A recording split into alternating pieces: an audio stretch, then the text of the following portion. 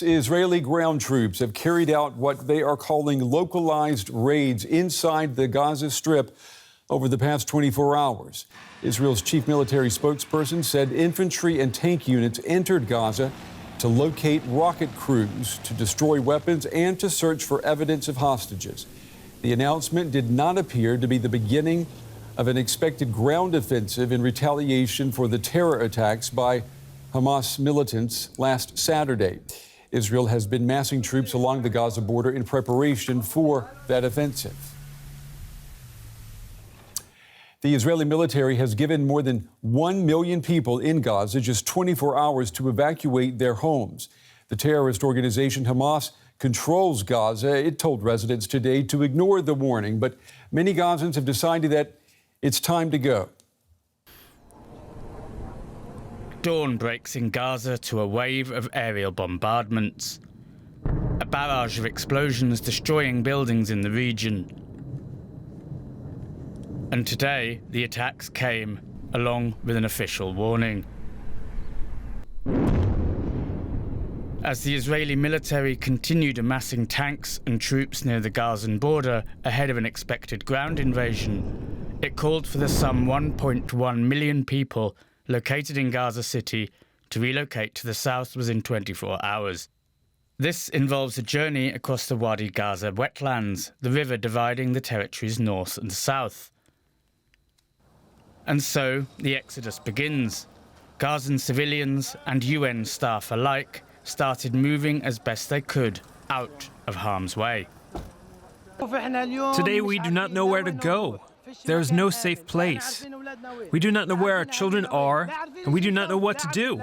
We have no food or water. I'm appealing to the United Nations in front of the UN building. Where do we go? Where do we go?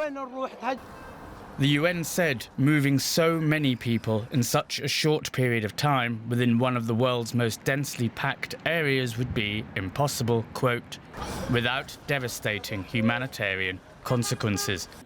But the clock ticks on. The World Health Organization called for humanitarian access to Gaza to be resumed.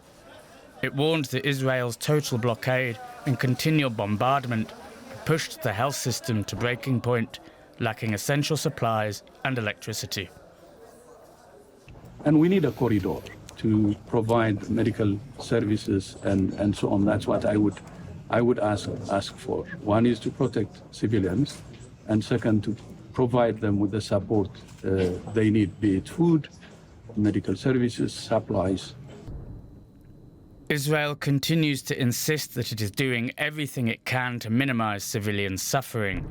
But for the people of Gaza, time is running out, as well as safe places to go.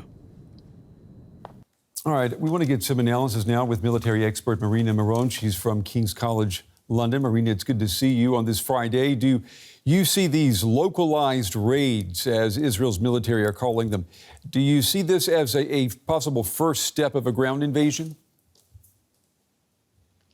Good evening, Brent. First of all, yes, these localized raids can be considered as so-called shaping operations.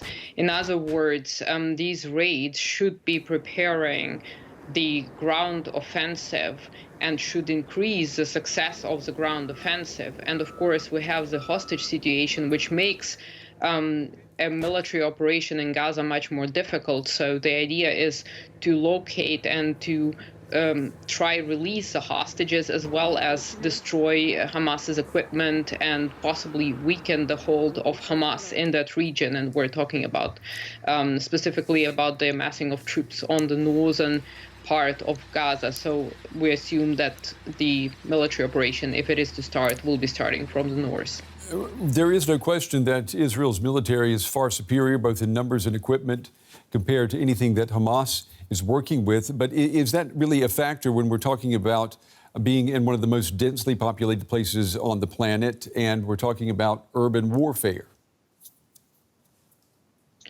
Well, it's a good question because, as we have seen recently in Afghanistan, military superiority in terms of numbers and superiority in terms of technology, military technology, doesn't necessarily guarantee success. And this is what we have seen throughout military history, where ragtag militias came to be more successful than organized state forces. So this will be very difficult for the IDF. Specifically because such operations, which used to be called counterinsurgency operations, require not only military skill, you're operating in densely populated urban areas. So you have to be very discriminate when it comes to using your force in order not to shoot civilians. And so the operation itself will be very slow, very painful, costing a lot of lives, and it might look like going block by block, street by street. So in those terms, what Israel needs to ensure is that it doesn't alienate the Palestinian population while conducting this operation.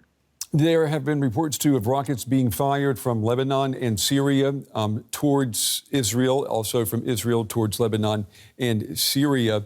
What does this tell you about the possibility of this conflict turning into a two-front or multi-front war? There is definitely a risk that this might indeed turn into a multi-front war, which wouldn't look good for Israel, because Hezbollah has declared that it is ready to join the fight. And the problem with such organizations is that they don't have a unity of command. This means that even if the official statement would have been not to join, or the official intent would have been to stay away, there still might be a cell that makes an incursion into Israel escalating. So there is also a potential for a miscalculation, which could create a bigger war and open another front in the north. All right, Marina Miron, we appreciate your analysis on this Friday evening. Thank you. Thank you very much for having me. Now let's go straight to our correspondent, Rebecca Ritters in Tel Aviv. Rebecca, what more can you tell us about these so-called localized raids? Well, that is what we've been hearing. The Israeli military saying that they have been carrying out these very small, very targeted, very elite teams have been going in and carrying out these raids, as you said in the lead-in there, to try, particularly, I think, to look for some of the more than 100 hostages we know are being held in Gaza.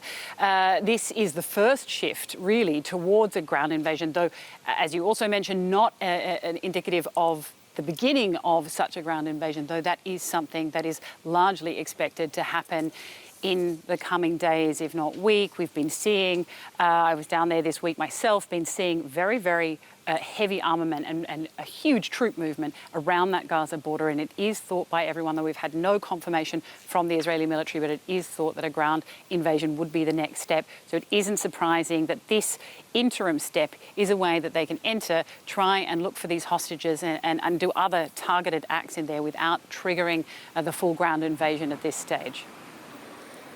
DW correspondent Rebecca Ritters there in Tel Aviv. Thank you very much, Rebecca.